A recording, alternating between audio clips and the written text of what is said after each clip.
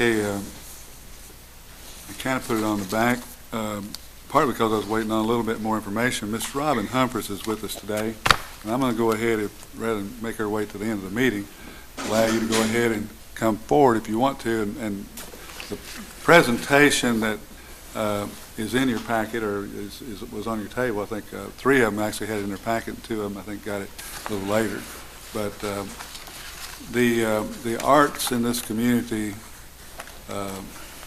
would not exist without your efforts, and I certainly have an appreciation for what you do, and it is a quality of life issue, and I think that the conversations that you're beginning with multiple parties to allow this to continue. I know the Economic Development Office is interested in it. You know, the economic prosperity and the arts, the survey, the 314-page summary that you sent. I didn't get a chance to read it all, but I did glean through it, and there is a whole lot of documentation on the value in every community. And with that said, I won't steal your thunder, but just know that there are lots of folks that would, I think, be supportive, and we want to hear how that can happen. Well, I really appreciate your support in the past of the theater program. I know that the Fiscal Court has given money when we did Midsummer Night's Dream several years ago. And that was one of the first programs that we did with the Arts Festival. In the court, I came and asked for, a little bit to help us with the rights to that show and our production costs, and the court came back and gave us over and above what we asked for, and we were able to put that towards our next production as well. So we're very grateful for your support in the past. What we've been working towards for the last 2.5 years is not only to develop the theater program here, and that was a good place to start, and we have grown from there, from doing a community production at our art festival to now running our children's theater classes. We're running 3 classes right now. Each of those classes have about 20 children in it, 2 classes for 10 to 17-year-olds, and then 1 class for 4 to 10-year-olds in the morning. So much fun working with the kids and seeing them get on the stage. But the Arts Center is doing a whole lot more than that. And like the judge says, I did send him a report called Arts and Prosperity 3. And it's the 3rd year in a row that a big study has been done showing how arts, and specifically arts centers and arts education, benefit a community and bring prosperity to a community. That report was about 300 and some pages, and he said they're never going to read that, condense it to 1. So here's my 10 minutes really quick. What I've handed you here is arts and cultural tourism, how they spur economic development. And what I did was just pull a few paragraphs from there. If you're interested in that whole article, I'll be glad to send that as well. But really what attracts and retains profitable businesses and talented people to a town. And the key components are often mislabeled. An amenity is the arts and culture in a town. It's not. It is actually a profit center for a town, and that's what those studies have looked at, that when you have arts and culture in your town, then you retain your tourism dollars in town, because your people who are looking for entertainment at night will invest that in their own town rather than taking it to the big cities, rather than going somewhere else. So they're going to go out to eat here, they're going to come to a show here rather than going to Bardstown, or rather than going somewhere else. The more that we have to offer and the more diverse the offerings are, then the more people that we'll be able to keep here.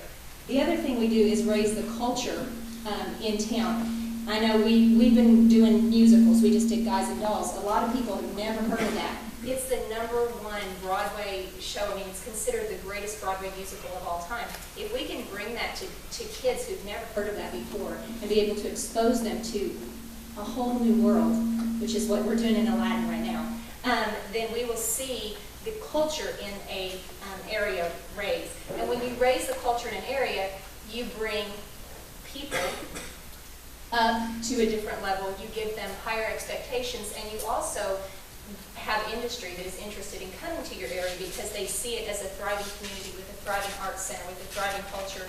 And industries do want to go to places that have arts and culture, where they will attract families to come work in their industry, because those families see opportunities for their children, opportunities for entertainment in an area. That study that I sent to the judge also showed 250,000 people was what the average study, I guess, was looked at a city that had 250,000 people. And the judge and I spoke. I said, The principles are the same. If you're looking at the economic numbers from big cities or small cities, the principles of what is bringing it is the same, of what the culture brings to a city. But because it was big cities, I also pulled an article for you from Just Kentucky Economy. And just looking at cities right within Kentucky, and that's what the second one shows. And this is a quote on the bottom there. I think it's a little bit highlighted for you in the second paragraph. It says, "The arts are essential to the economic development of the state, not only through direct dollars into the economy, but also because the arts are a value-added incentive for drawing new businesses and professionals to the state." We see it all the time. And specifically on the next page at the top, it said, what are people in the community looking for? Arts increase. And this said the results of this study show that the average Kentucky household would be willing to pay $7.38 to increase the number of arts performances in their area by 25%. So if we can just increase arts offerings by 25%, they're willing to give $7.38. And I just took, I don't know what the household average is in Marion County. I'm assuming we're population between 7,000 and 8,000, is that right? Something like that? Marion County, 20,000, the cities. 20,000 for Marion County, so Lebanon would just be, so you take that $7.38, I just multiplied it times 7,000 is 51,000. That the people and that says for a small town, Kentucky would be willing to invest in their town to see arts in their area increase by 25%. The biggest thing that I see the arts do is that, in the next paragraph, arts are extremely important for the education of our children and to the general livability of the state. One of the reasons for focusing on regional arts centers is their potential for spurring economic development in rural areas through their ability to bring the arts in from outside the state and potential at educating our youth through the arts, leadership skills in the area of social issues, at-risk youth, crime prevention, and keeping kids in school. And that last part, from the American Alliance for Theater and Education, arts in your schools, arts in your community do huge things for the education of your children. The studies come back and show, the 2005 SAT showed that students who were involved in drama performances or coursework increased their SAT scores by an average of 65 points in verbal components and 34 points in math components. That's huge, 64 points in verbal components. When we sit around with those kids and we read scripts, cold reading is intimidating sometimes for adults when we do that in a group. We do that with children, and then I not only want them to do that, but I want them to give me emphasis on certain things. Read the punctuation. Now read it in a different character or a different voice or a different attitude. You can see why drama increases verbal skills. You can look at the rest of those statistics there. We know that it helps kids, and that is a huge thing that we want to do with the Arts Center. We are doing drama education. We've been doing voice lessons, piano lessons, guitar lessons. This year, we have partnered with the school system for the first time. We are going into Lebanon Middle School every day from 9 o'clock in the morning till 10 o'clock in the morning, and we are teaching a class of drama. We have a 7th grade class, and they're doing a Christmas Carol. They will be performing at Center Square on December 4th through the 6th. Kids who've never done drama before. Kids who didn't even choose that class.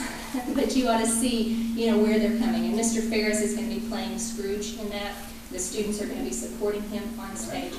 And we're going into the schools, which is exciting to me because we're able to go in and partner with the schools. They've already asked us to come back and do another program in December. I've talked with the superintendent and Mr. Abel at the high school about doing the same thing with the high school, whether we do it after school or do it during the school day, where the students can have, professional theater as a class and get credit for it.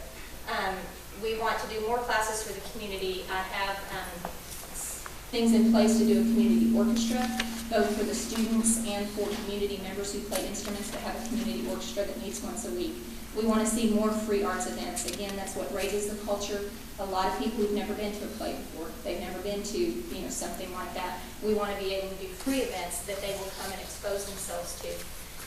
We have plans to do movie theater. We have this great screen in there. We want to bring movies at least once a month, where we have some nights where the youth can participate and have something here in town to do, and do education through that as well. We want to be able to keep the prices low and bring in quality field trips. There's a lot of different things that we're working on, tourism related.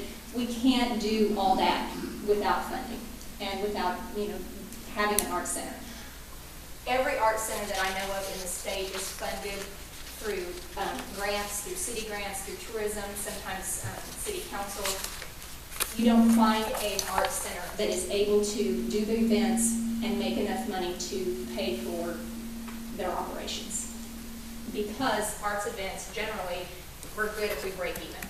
Sometimes we make a little bit of money, but they don't make enough money in order to pay salaries, to pay the upkeep on buildings. However, if we want to be able to offer free things to our communities, if we want to be able to work with the school system and bring those kids in and do that without cost, where we don't have to charge the kids that we need support. So I've given you a budget. We broke down what a typical budget would look like. Our arts board is a 7-member board. Ms. Hattie Coughlin is here with me today. She's on the board. The arts board would decide on money, how the money would be used. And that is a proposed budget that we made. We have a year's worth of contracts with Center Square to use it for the next year. We're looking for a year's worth of funding. And we do have 501c3 partnerships through Center Square or through Marion County Arts and Humanities Council. Whatever the court can do, I did a breakdown. I said, for us to start this right now and be able to go full forward with an art center, I said, if Fiscal Court would do $15,000, and tourism would do $15,000, industrial foundation do $15,000, and then we go and get another $15,000 through private grants, memberships, individuals that would give to the art center, then we would raise the needed $60,000 to be able to do this. And I think we can do that in a fairly short time. I don't know if that's outside of what the court is able to do in the future. I know I spoke with tourism this week. They said, well, is this something that would need to be funded on an ongoing basis? Absolutely. You cannot have an art center that doesn't have continual funding. If any of you have ever been to Kentucky Center for the Arts and you look through how many sponsors do they have of those things, because it takes a lot of money in order to do programming, to bring in things.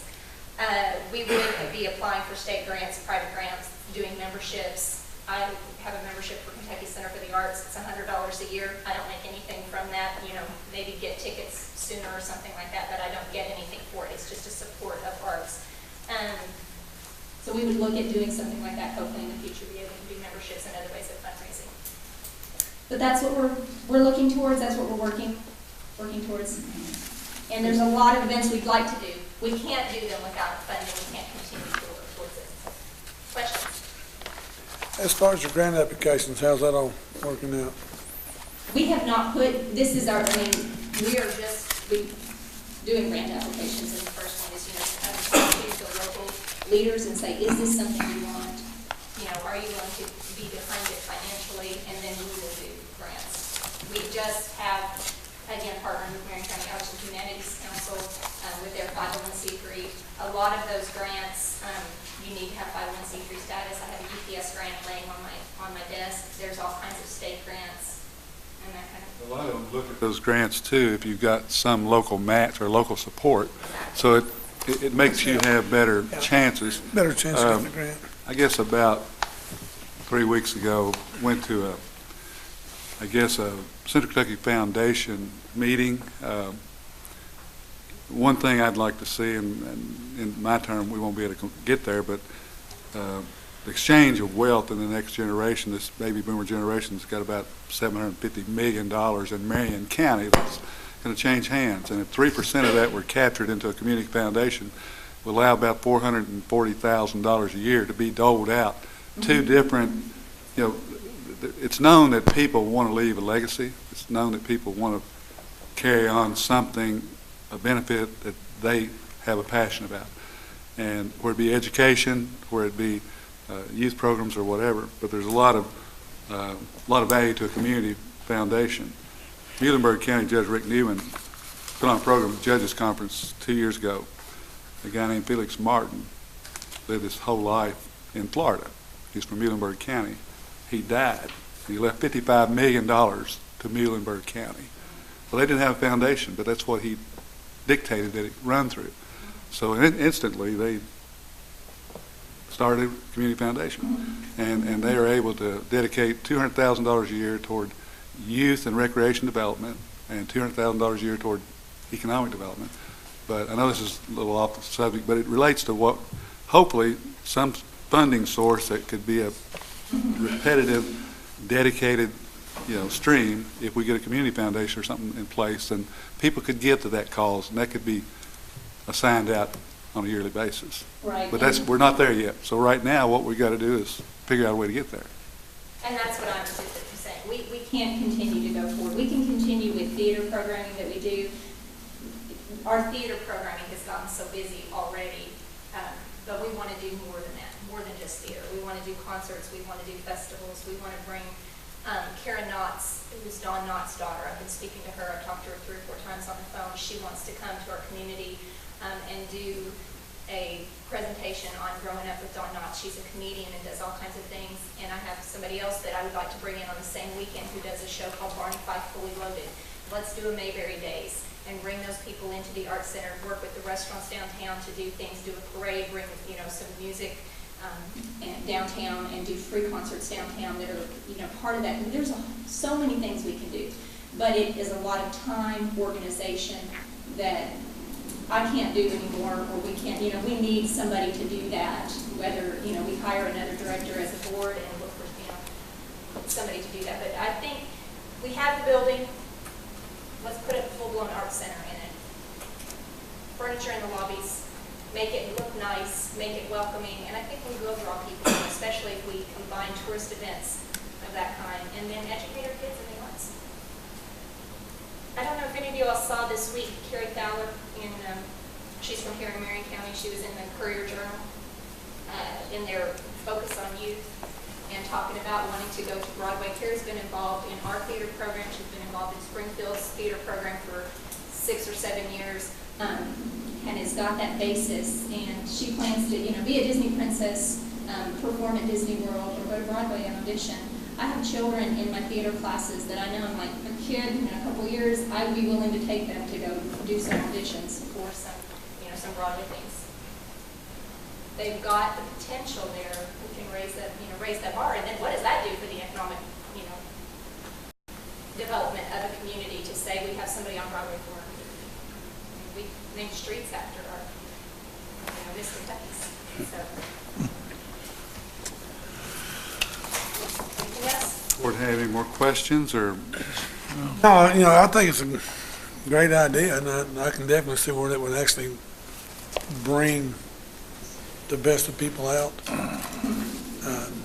Like Jackie, if he'd had that, he might have been more forward. We do have Marion County residents on Broadway. Yes. That's right. Well, we do, and we would like to bring him. That's one of the things I would like to do is bring him back here and have him teach a drama class here for our kids and do something on stage or talk about Miss Fogel's brother is on Broadway. He performs there in front here. So yeah, we do have. Class of 79. I have talked with her extensively about bringing him here, but I haven't had the platform yet on which to do that, because I don't want to, say, well, come talk to, about and have 20 people in the audience. We need support. Please come to productions that we do. We have an art festival on November 1st, which is 50s night. It'll include dinner and music and 50s costumes if you want to dress up, an art auction and a silent auction, and all of the proceeds from that are going to the Theater's Youth Scholarship Fund to provide scholarships for kids to do theater, or to Marion County Arts and Humanity Council's summer camp, which is an arts camp for kids. That's what everything is going towards. So please come support. One last question, Yes. as me, I guess you're talking about $60,000, right? That is the meager budget that we could make, yeah, $60,000 budget, yes, sir. Well, is this a all or none deal? I'm just saying, in the event that somebody gives you $15,000 and no one else contributes, I guess, does the 15 help some, or is that just a? You want to answer that, Ms. Kay? I think that We expect to raise 60,000 among different groups in the city and county. And we've had, Tom Lund is helping us with that as well. And so that's our hope that you all will agree to giving us 15,000 in economic development. And the city gives it to us in kind. because of the building. We don't pay anything for the building. And then we're going to go out and get financial help from industries and other local people that support us all the